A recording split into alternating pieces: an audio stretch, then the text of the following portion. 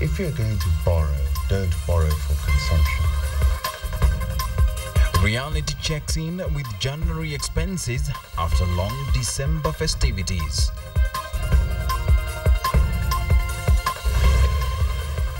GSU recruits dismissed for being pregnant now cry foul. And Kenya's tallest man, who could dwarf many American basketball players.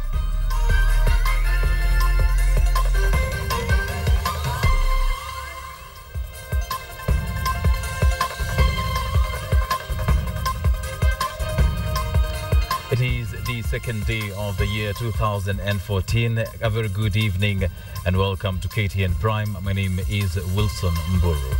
Now, the explosion at the Tandoori Bar in Diani may have been as a result of a personal disagreement.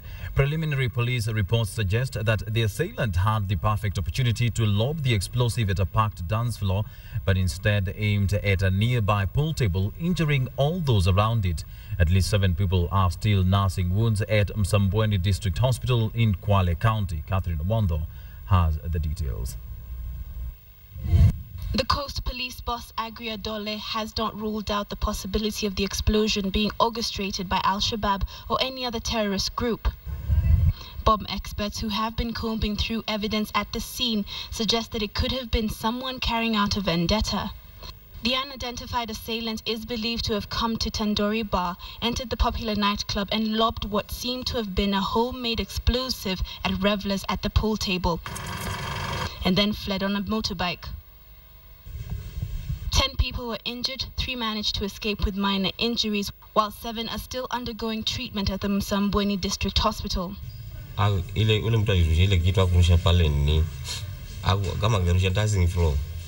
Hata ungekuwa watu wengi sana wamekufa, lakini alirusha mahali kingine kuna Yesu karibu na kaunta ilikuja kuanguka.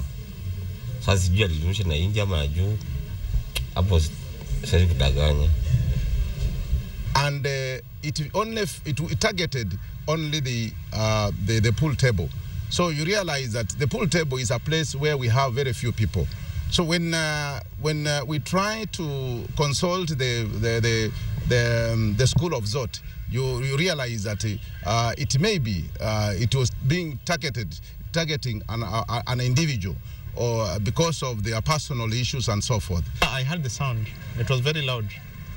So those who know the sounds of mambo na bullets nini ndio akatuambia ilikuwa ni grenade ndio ilirushwa from nowhere mpaka ikatokelezana pale kwenye pool.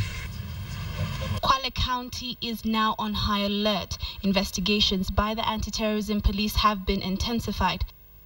No arrests have been made yet. The incident comes only a month after attackers lobbed a grenade at British tourists as they drove from Diani to the main port city of Mombasa, but it failed to explode. Catherine Omwando, KTN. Now, in 2006, over 1 million pupils joined Standard 1, taking advantage of the fairly free primary education system. 8 years later, in 2013, only over 800,000 sat the Kenya Certificate of Primary Education exams. Begging the question, where did the others go? KTN's Wilkis Tanyabwa spoke to an education expert and brings us this report. In 2006, the 4th batch of free primary education pupils embarked on their journey of learning. In this year, over 1 million children were enrolled in primary school, their parents believing this to be the key to securing their futures. Flash forward to December 2013, 8 years later, when 844,000 candidates received their examination results.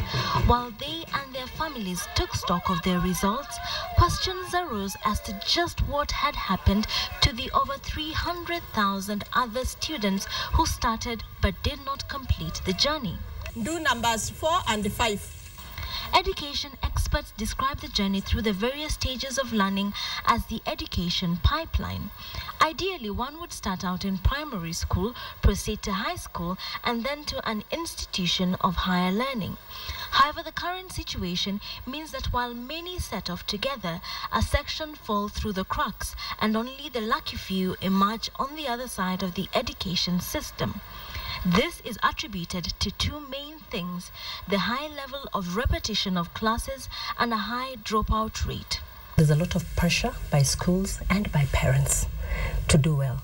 And so children who are not so academically gifted, you will find that either out of their own volition or because of pressure from the school or from their parents, then repeat the classes. There are other reasons. Maybe they die, maybe they move out of the country to other places. But those would not account for such a statistical difference as these two.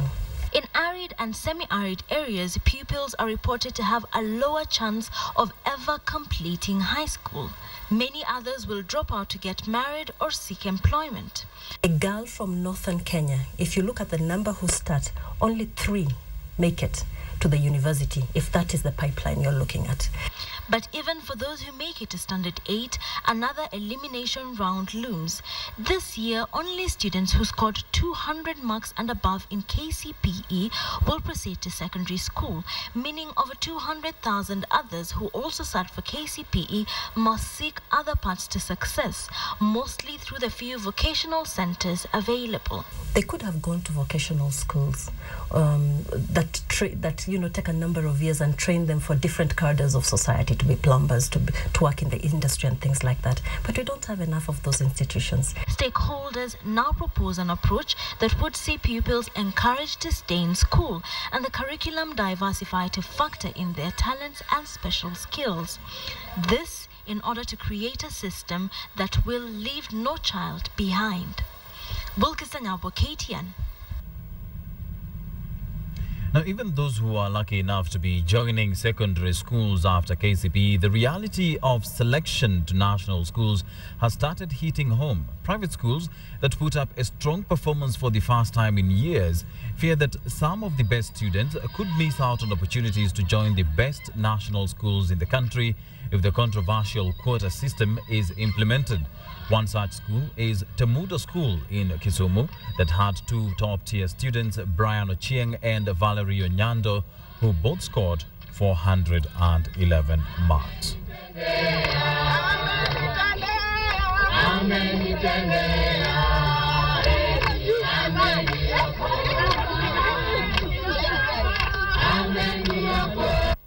I don't see any difference in whatever we are doing and what the other schools are doing. But when it comes to selecting them to schools, national schools, whatnot, we are told now these children are private. And children, are not private. It is the school that is private, but the children are not. The parents of this school, they pay tax like any other Kenyan. Now, those 2 stories on KCP form the basis of our BQ tonight, and we are asking, do you think the education system in Kenya provides fair learning opportunities for all children? Do you think the education system in Kenya provides fair learning opportunities for all children in the country? Now, send us your yes or no response together with a short comment to the number 22155. That's 22155.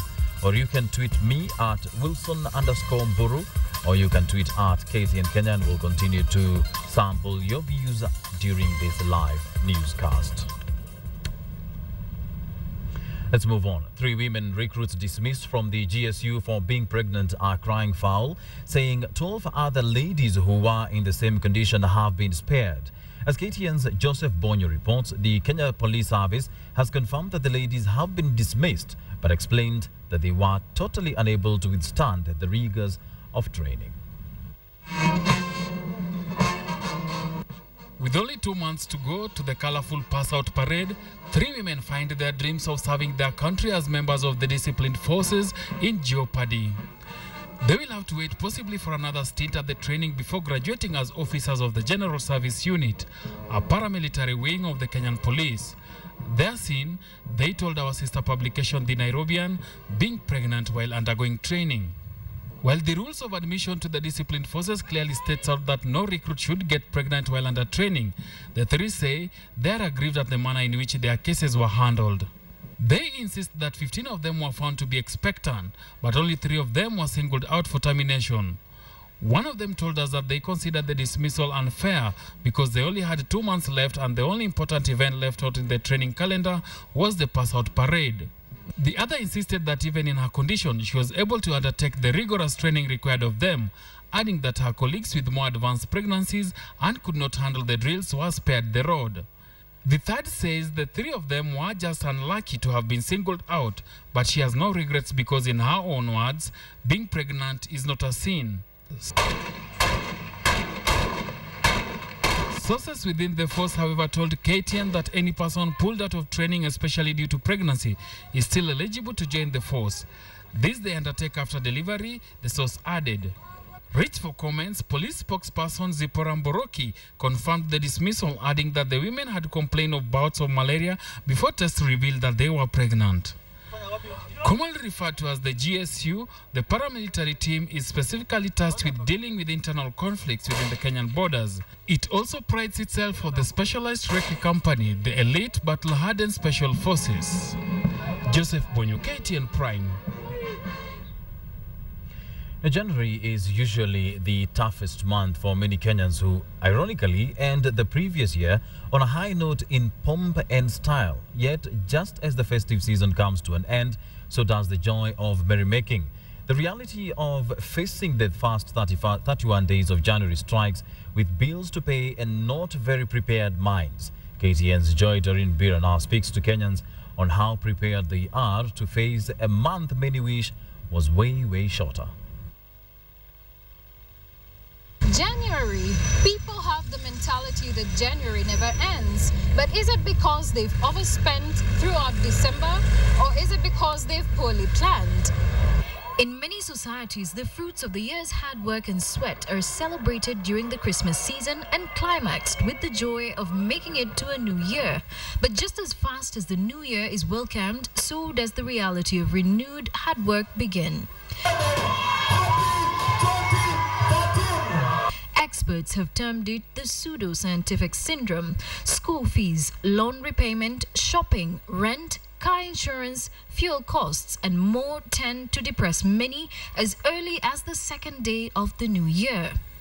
We live in a society which promotes consumption. You want to be seen to be spending money at this particular Christmas time.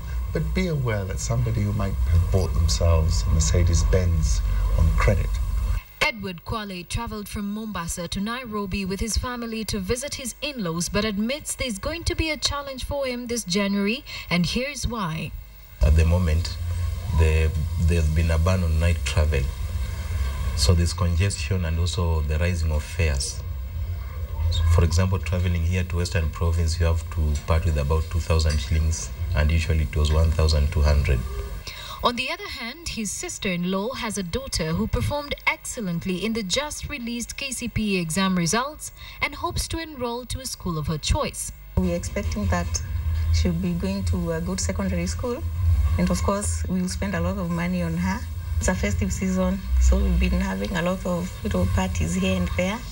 So the biggest challenge would be that, with other bills, we have to pay for the house rent, we have to pay for the school fees, we have, to commute to work, and so on. Financial advisor at Reach Management, Ali Kansachu, advises that knowing January comes every year with the same recurring blues, there is need to prioritize. The way to split your life is into needs and wants. Okay, so needs are what do you need to survive? Whether you're an individual or a family, what are the basic needs, right? You got to feed your family, you got to, what are the basics? And just make those, and just make a list of them.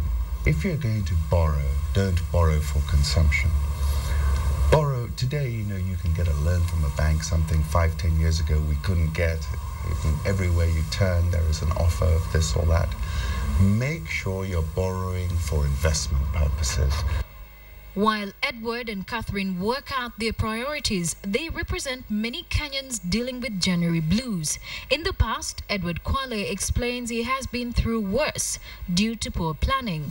I'm employed. My employer pays me on the 20th of December. So by the time I'm hitting January 1st, I've already spent the cash 10 days before. So counting January starting from the first date to the 31st, it becomes hectic because I have no cash with me and I have to wait up to the month end of January again to have. The difference between success and failure is getting ahead of your issues and dealing with them before they start to blow up in your face, which obviously, given the types of issues you raised, car insurance, school fees, those are issues that can blow up in your face. And for people who are struggling at this point in time for expenses they knew were of this nature to come, this really is something that really is not a good place to be in. So whichever way you choose to end the year 2014, make sure you've planned for the year 2015. For KTN, I am Joy Dorinvira. Now, just how tall are you? With the average height of 5 feet and 7 inches for male in Kenya, chances are that you would need to climb onto a stool so as to talk face to face with the man believed to be the tallest man in Kenya. That is one Jackson Kipkurui of Bomet County. KTN's Najma Ismail now tells you what his life is like. He's not just taller than everyone in his village in Bomet County, but he could also be taller than everyone in the entire country. 49-year-old Jackson Kipkurui is one of the few people in Kenya who have appeared in the Kenya Book of Records, and he's only a foot shorter than the tallest man in the world, Turkish-born Sultan Kosen, whose height stands at 8 foot 3 inches. Jackson's everyday life is not like everyone else's.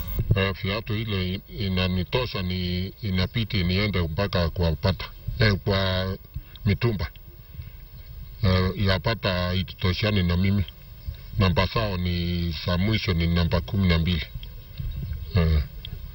na mimi nafaa namba 13. Nguo zile inanitosha ni zile zinapimwa na fundi. Not just that, before he constructs his house, Jackson Kipkurui says he has to call a carpenter to measure the door according to his height.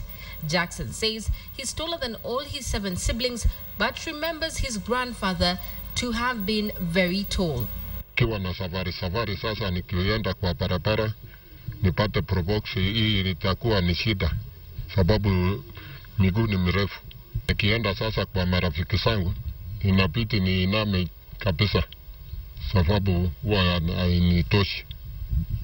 father of 4's unusual height was discovered when he took his wife to hospital, and the doctors were amazed by his height and decided to measure him. That's when they called the Kenya Book of Records, who declared him as the tallest man in the country at 7 feet 3 inches. Nilipokuwa secondary nilicheza mchezo wa shot put na nilikuwa napenda sana. Nilienda mpaka national. Najma Ismail, KTN Prime. The government has confirmed that 4 Kenyans were among the thousands of civilians who were killed during the South Sudan violence. Today, over 100 Kenyans were evacuated back to Kenya, with the process expected to come to a close tomorrow. Ian Wafula brings you the latest. Juba Airport, South Sudan. As soon as the Kenya Airways chartered plane touched down at 10 in the morning, Kenyans running away from conflict-ridden South Sudan were more than ready to return home. Carrying the few personal belongings they had, some with nothing at all, they lined up to board. Majority of them too tired and traumatized to utter a word. The first plane carried 116 of them. 40 others boarded the Kenya Air Force plane in the able hands of the Kenyan soldiers, some too young to understand what was going on. This has been the drill for the past few days after hell broke loose in Africa's youngest nation. The violence has seen over 1,000 killed and at least 200,000 displaced from their homes. About 20,000 evacuees made it out of the country by road, while about 2,600 of them were flown out in almost 24 flights on Kenya Airways, Planes for Africa, Flight 748, Kush Air with charters, and the Kenya Air Force. It has been successful. So far we have managed to evacuate Kenyans from Bentiu, Bor and Malakal. Upon touchdown at the Wilson Airport, the evacuees were received by government officials and briefed over the next step of the process to ensure a smooth homecoming. The events that took place in South Sudan were still fresh in their minds. I lost 2 of my colleagues as we walked along. They were shot as I looked, and I walked along with my luggage. And I'm a walking miracle. On 24th, there was a lot of shooting, and then the worst thing is that there was a lot of looting and raping for the foreigners. When people start fighting, their stomach gets empty, so they start looking for a shop where to eat. Others, they take advantage, and generally they are not friendly to foreigners. Most of the evacuees will have to start their lives afresh as they lost jobs and property. Some still hopeful to return to Sudan when peace prevails. Well, right now I don't know whether I can get a similar job in Nairobi. I was doing quite well. I've been in Ball since 2009. If there is a security there, I think one day I'll be back again. 4 Kenyans are said to have died during the violence after some of them left the UN camps to source for items to sell at the camp. We lost 2 in Juba in the early days of this conflict. We lost 1 in Bor, and we lost another one yesterday, but 1 in Malakal. The Kenyan government says that there is hope that peace will prevail in the country with a series of planned talks between President Salva Kiir and Dr. Riek Machar.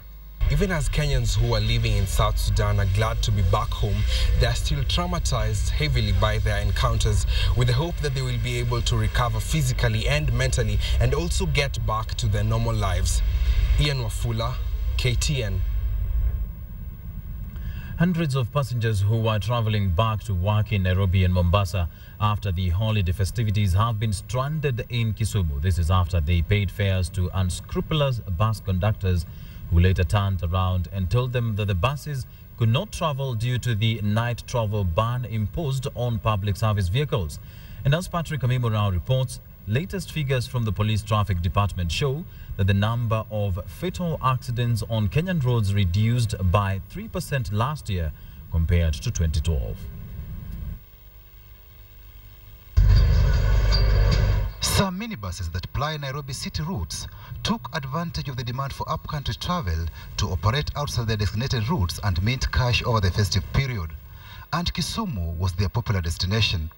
During the afternoon, a section of unsuspecting passengers keen to return to their workstations booked some of the minibuses after conductors assured them the vehicles will travel to Nairobi. The conductors then disappeared with the cash, leaving them stranded. The Ministry of Transport has imposed a ban on night travel for public service vehicles as one strategy of reducing road carnage. Na ninaenda Mombasa.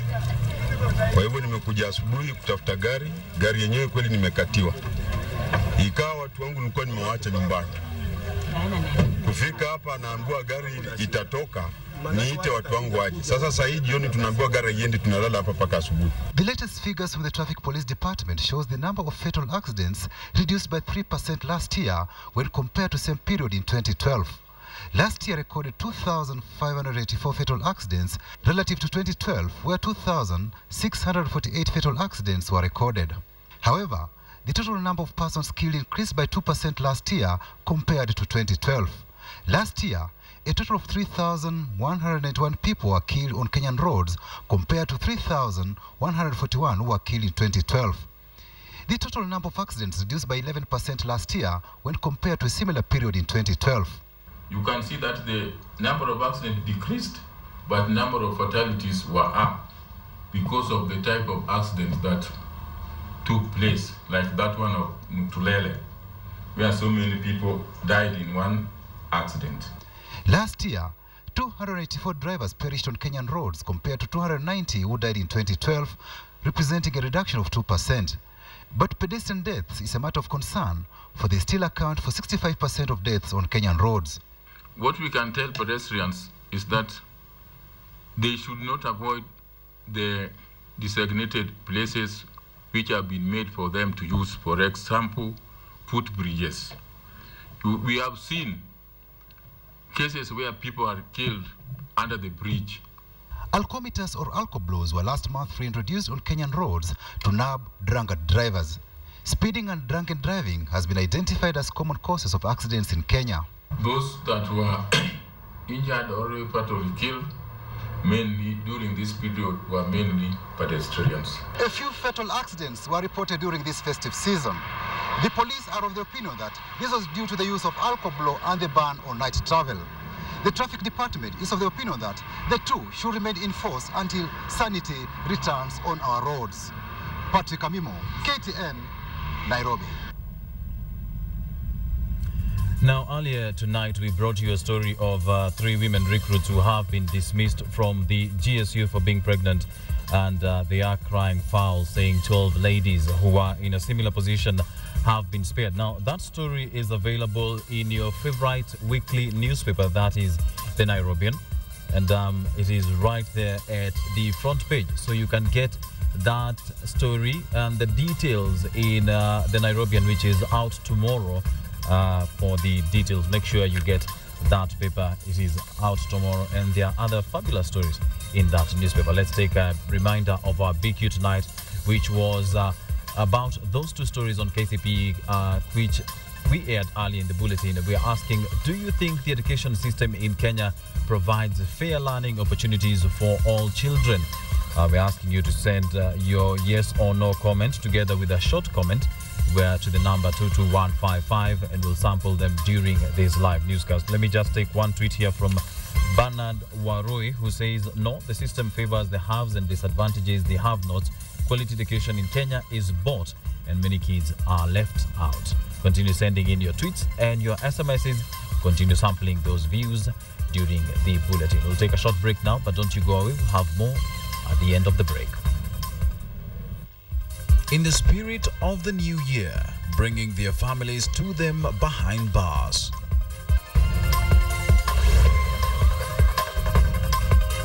My 2014 resolution mainly bases on the daily life that I live. The first thing is my plea to get through the government to consider the cost of living for ordinary Kenyans on a very high rise. Secondly is the issue of unemployment. The youths are suffering so much, and also there's no equitable distribution of job opportunities to Kenyans. You're watching KTN Prime.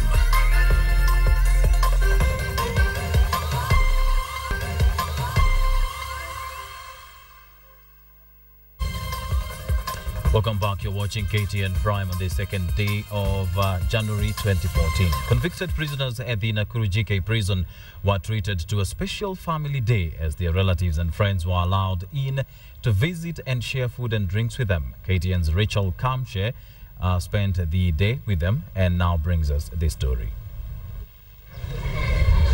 Things were a bit different today at the Nakuru GK prison grounds. On a normal day, this place would be filled with dead silence and serious business. But today, music and entertainment served the better part of the day. These grounds have been set aside for temporary freedom, at least in the mind of the convicts, as they party with their family members. We wanted to accord our inmates ample opportunity so as they bond with their families, because at the end of the day, regardless of what trades we have taught our inmates, if the families are not ready to accept them, then they will just go back to crime. The rare moment for the convicts to set their eyes and hug their relatives and friends, some of whom they have seen for years. And the relatives came loaded with assorted foodstuff to accord the convicts a special diet on this day. And here, each of them ate and drank to their satisfaction. For this particular inmate here, his family left him the task of sharing the food among his visitors. This is not like any other day, but a special day to us, the glorious family. The young also played their part to brighten the day. One inmate, Maina Mwangi, surprised us with a tale of gratitude of how his being put behind bars had reformed him. He says he was a hopeless drunkard and could not do any manual jobs to earn a living. Lakini ninafurahia jela mimi, vile nilikaa kupata kosi, na sikuwajua kwanza iko Mungu, nilijulia jela iko Mungu. Kwa sababu ile kitendo Mungu ananifanyia kwa jela ni kubwa sana. Saa kama hii niko na kosi, Hata kabuni wanakuja hapa, wanakuja kazi nafanya, wananiambia nikimaliza kifungo ndiye niwaona watanipatia kazi. A long-serving inmate, Michael Masharia, on behalf of his fellow inmates, expressed his happiness, saying the event could not have come at a better time, terming it as a gift as they usher in the new year. Kwa hivyo tunaomba tafadhali, sababu mara mingi wakati warudi jela ni sababu tunapofunguliwa ile mlango tukataliwa na wale walikuwa watu wetu. Mtu ataenda wapi? Unajikuta ameenda, amerudia mambo ile, ametegemana na watu wengine ambao si wazuri sababu mmekataa kutupokea. Kwa hivyo tunaomba mkaweze kutupokea. Mwangi also called on the government to offer amnesty to inmates who have been in jail for long, saying most of them have attained technical skills that can earn them a living once they are free. For this parent here, joy carried him away as he thanked the organizers, promising to offer a cow to his son, whom he said had improved a great deal. Nilikuwa mimi nafikiria hapa ndani iko mateso mabaya, lakini kumbe inarekebisha akili. Kijana wangu alikuwa kujuaji kidogo, lakini sasa mimi naona akichua hiyo kazi iko ndume moja anasema tawekea yeye wakati naingia nyumbani nitanulia yeye mosini ajitegemea na watoto wake kuliko kufuata mimi. Kamchemenza, KTN from Nakuru County. Truly a special day there. Now, it may take some time for consumers to accept recommendations to bottle palm wine, or mnazi as it is referred to by the Mijikenda community. That is just among the laws that are expected to regulate its sale and consumption. But a section of the residents say their culture is nothing without the drink. KTN's Mashirima Kapombe reports. A celebration is never complete in the Mijikenda community without a glass of palm wine, popularly known as mnazi, in hand. Glasi si ya pombe ya mnazi ni mboko. But the new rules that are set to regulate its consumption have been opposed by a section of the residents. Bottling the drink and preventing its abuse are top on the Kenya Coconut Development Authority's agenda. But the residents say implementing time restrictions on the drinking of mnazi may not be the answer, as culture cannot be restricted to time. Mtoto amezaliwa, watu wakikaa pamoja mpaka kitu kile kiwe pale, kile mahari ya Mijikenda haipokelewi bila ile pombe.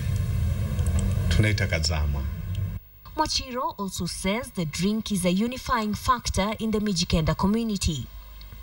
Mboko yaweza kuwa moja tu, watu wanashare mboko ile, inaenda round, ni kitu ambacho kinaunganisha jamii. Mwachiro has also dismissed claims that palm wine is the cause of broken homes, as others cite economic gains.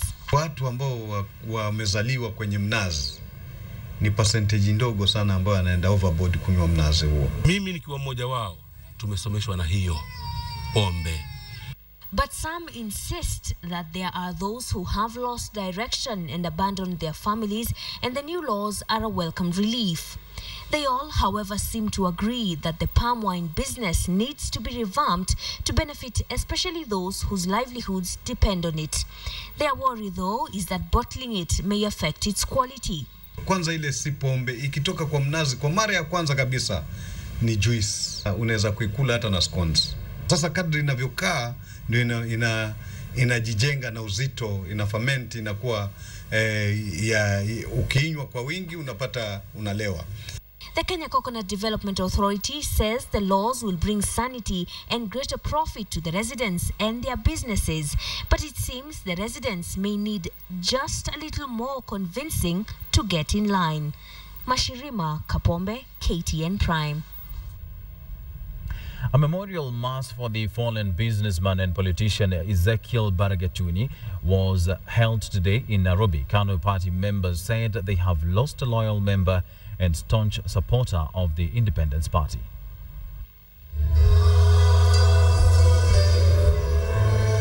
Family, friends and leaders gathered at the AIC Milimani Church in Nairobi to pay tribute to Ezekiel Baragachuni, a businessman and a one-time member of parliament for Tinderet constituency. The leaders, led by Agriculture Cabinet Secretary Felix Koskei, praised the fallen politician as a nationalist who embraced and preached patriotism. He was a beacon of hope. He was a person of the last refuge. If there were challenges that has defeated everybody, the person to run to was Mheshimiwa Ezekiel Barngetuni. In the education sector, we can look back and see so much that Barngetuni did. And for a very long time and forever, we know Barngetuni, the old man, has been immortalized in the schools and institutions of learning, that he was able to assist and participated in making them be there. He was a man who would raise your spirits when you are very low. He would not despair at all, even when things were very hard on his side. KANU Secretary General Nick Salat paid tribute to Barngetuni, who he described as a loyal party supporter who touched everyone's heart during his political career. We've lost an icon, a person who stood by the party in times of difficulty, in times of joy. He was a man to be counted on, counted upon. And personally, I have lost an advisor. The former renowned Eldoret businessman who passed on the 20th of December at the age of 92 will be buried on Saturday at his farm in Laygot Village, Nandi County. Time to take a short break now, but don't you go away, because when we come back, we have these stories lined up for you. In association with KCB.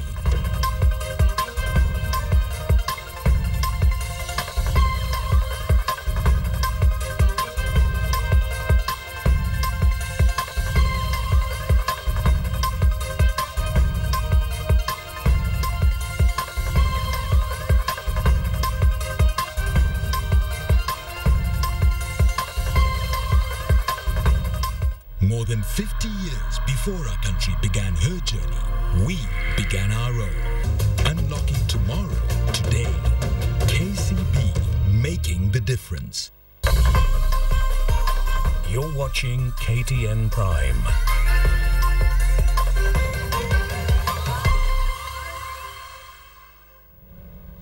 Welcome back. You're watching KTN Prime. Let's take a recap of our top story tonight, in which preliminary police reports show that the explosion at the Tandoori Bar in Diani may have been as a result of a personal disagreement. The police reports suggest that the assailant had the perfect opportunity to lob the explosive at a packed dance floor, but instead aimed it at a nearby pool table, injuring all those who were around it. At least 7 people are still nursing wounds at the Msambweni District Hospital in Kwale County. However, the Coast Police boss Agri Adoli has not ruled out the possibility of the explosion being orchestrated by the Al-Shabaab or any other terrorist organization.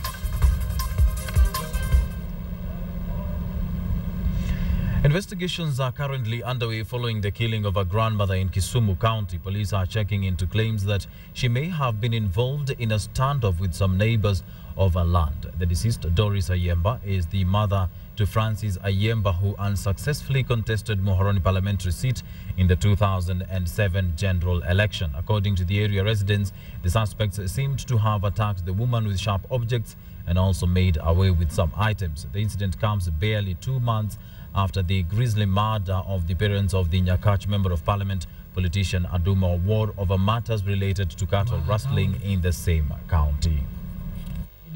We found the mother was cut on the neck and some of the fingers were also cut. Iko mambo zingine huwa inafanyika hapa ya mashamba. Sijui kama hiyo ndio inaweza leta tabu. Sasa tukishafanya uchunguzi tutajua ni nini, ni maneno ya shamba ndio inafanya amewawa au ni wahalifu tu ambayo walikuja. Now it's time to take another short break, but let's just take a reminder of our BQ tonight, and we are asking, do you think the education system in Kenya provides fair learning opportunities for all children? Do you think the education system in Kenya provides fair learning opportunities for all children? We're asking you to send your yes or no response together with a short comment to the number 22155, and we'll sample them during this live newscast. You can also tweet me at Wilson_Mburu or at KTN Kenya. Let me just read one tweet here from Gift Makumbi, who says, no, the education system caters for only those who have passed. Those who failed go to waste, for there is no correct measures in place. Take a short break now, but don't go away, because we'll be back with the day's sports. In our news center tonight, communicating with youngsters in ways they can enjoy. You're watching KTN Prime. This is KTN Sports. Kilifi-based fishermen Mohammed Badi and Ali Shahim led a crew of 8 in a water vessel named MV Kasa to win this year's Kilifi Dhow race. This is the 7th year that Safaricom is sponsoring the event, which helps bring together fishermen from the coastal region. With the rest of the world ushering in the new year in style, in Kilifi, locals and tourists did it in unmatched fashion as they used the annual Safaricom Dhow race to celebrate the new year festivities. From foreign tourists to children and women, they all cheered their favorite teams. And after hours of battle, it was local fisherman Badi Mohammed and his vice captain Ali Shahim who had teamed up with other fishermen to seal a clean victory in the annual event, which attracted at least 80 vessels and over 200 participants. Competition ilikuwa mzuri, manake tulitoka wa kwanza na tukarudi wa kwanza. Kuna wenzangu, lakini mashindano ni bahati nasibu kwa fupi, lakini mwaka huu tumeleta historia kwa fupi kulingana na mashindano ya mwaka huu. This is the 7th year the Safaricom is sponsoring the event that brings together fishermen from as far as Mombasa and Malindi, with the main attraction being the prize money. It's a forum which has been used by different, partner associations, both government and private, to educate the fishermen on, health and safety issues at sea. This year, big thing is how they deal with piracy. Kilifi County Cabinet Minister in charge of Education, Culture, Youth and Sports Affairs, Salma Muhyiddin, said the event will from next year be made to be part of a 3-day festival that will be used by the coastal people to appreciate their culture. Vijana ni lazima tuwapatie opportunity ya kuweza kuibuka na talanta zao na tuziendeleze talanta kama zile. The organizers hope for a bigger event next year as the level of competition keeps improving over the years. Victor Ogale, KTN Sports. FC Leopards start 2014 on a low after losing 1-0 to Tanzanian giant Simba Sports Club in the opening match of the Mapinduzi Cup on Wednesday. Ingwe lost their opening match of Mapinduzi Cup tournament, going down 1-0 to Tanzanian giants Simba through a goal in the 77th minute scored by Amir Kiemba. Before the goal, Leopards had looked determined to pick a point from this fixture and start the year on a positive note, but it was not to be. Ugandan side KCCA had to fight hard before dispatching Zanzibar side KMKM 3-2 in an early kickoff on the same day. Now let's take a reminder of our BQ, which was about those two stories we ran on KCP, which we had aired earlier in the bulletin. We were asking, do you think the education system in Kenya provides fair learning opportunities for all children? The results are in, and 73% say no, while 27% say yes. 73% say no, while 27% say yes. We'll take just one tweet here from Martin Muthuri, who says, not really. There's imbalance in investment in the education sector in Kenya. That is, urban schools have more infrastructure.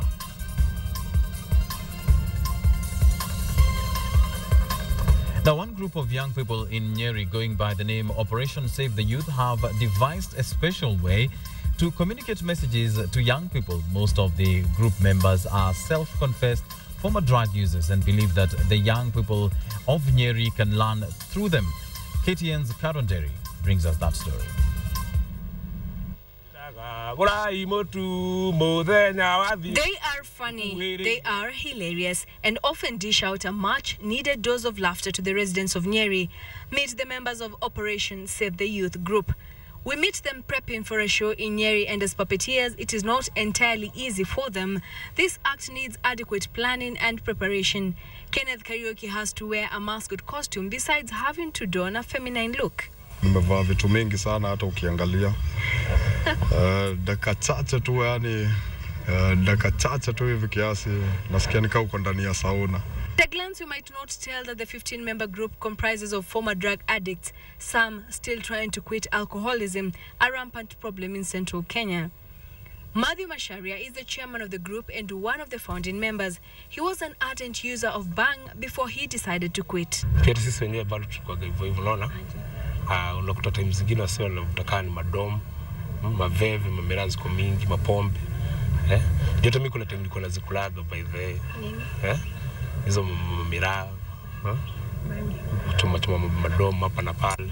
Na tukue good example so that wasiwa kichekile machali alikuwa anachikigi, hizo enzi alikuwa na hajagu ama alikuwa anavutaga mabangi ama alikuwa anakunywa mapombe, sasa hizo anachekiaje? Tumechange. Si ndio? He together with others now try to reach out to the youth through a language they know the youth will listen to and understand, entertainment.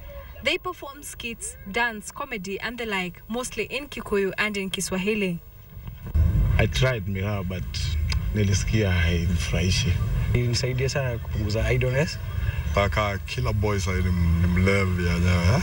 30-year-old Anthony Chege is their communications officer. He lived in the United States for 15 years and came back to Kenya in 2010 and now helps out the youth in the group. He says his information technology degree from Cyprus University did not help him get a job during the recession, and he opted to come back home in Nyeri. I didn't have a job over there. The opportunities were going down for IT work. Everything was being outsourced to Asian countries. The former resident of New York now challenges the youth to empower themselves. We were involved with Nakata on that, to where we volunteered. We wore t-shirts that said, Fanya kazi wacha pombe. Operation Save the Youth is also involved in other activities such as cleaning up garbage in Nyeri town, and they hope that they can work with the Nyeri County government to make the county a better place. Entertainment is the language that the youth can understand, so to speak, and so through skits, songs, drama and comedy, they hope that the youth here in central Kenya can be warned against substance abuse, which has become rampant in this part of the country. Karen Derry for KTN in Nyeri town. They say there are many ways of killing a cat. The point is getting the cat dead. That's all we had prepared for you tonight, but we would also like to recognize the presence of our sign language translator Meresha Owiti, without whose help this bulletin would have been incomplete. From us all here at KTN Prime, have a good night.